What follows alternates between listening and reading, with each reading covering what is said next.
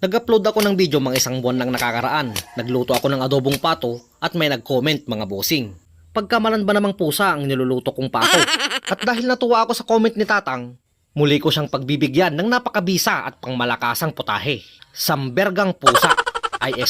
Sambergang pato mga bossing. Isa rin itong putaheng nilalahukan ng dugo. Tulad halimbawa ng sapsapuriket at dardarobo. Isama mo pa dyan ang sinimsiwan at ang iba't ibang klase na diskarte sa dinuguan. Nagkakaiba nga lamang sa mga sangkap na ginagamit at sa proseso ng pagluluto. Dahil nga sa medyo maedad na ang kinatay kong pato, pinalambot ko muna ito gamit ang pressure cooker. At para mapabilis na rin ang ating pagluluto. Inilagay ko na rin lahat ng mga kinakailangang pampalasa upang habang pinapaiga ang naiwang sabaw, ay kumapit at lumasa na.